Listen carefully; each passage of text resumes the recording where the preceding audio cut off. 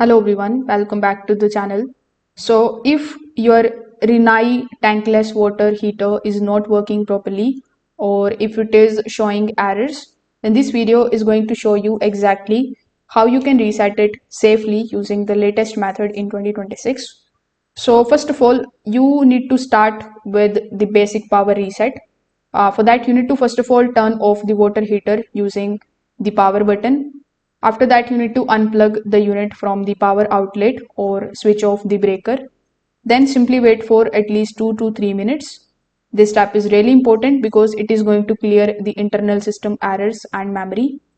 After that, you just have to turn the power back on and restart the unit.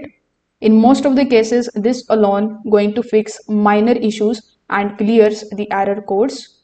Now, if your heater has a control panel and if it is showing an error code, you just have to simply press and hold the on and the off button for about 5 seconds until the system restarts. Now, some models may also have a dedicated reset button inside the menu. So if that is available, you need to navigate through the settings and select the option of reset. Now, this method is useful for clearing any temporary faults without cutting the power. Now, if your heater is still not working, the issue may be relating to gas or water flow.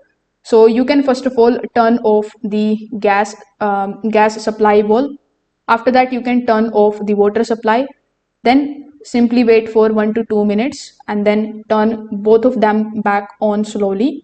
After that, restart the heater, and this particular step also going to help you reset the flow sensors and it can fix the ignition or the heating issues. So if this video helped you out, make sure that you like this video and subscribe to the channel. Thanks for watching.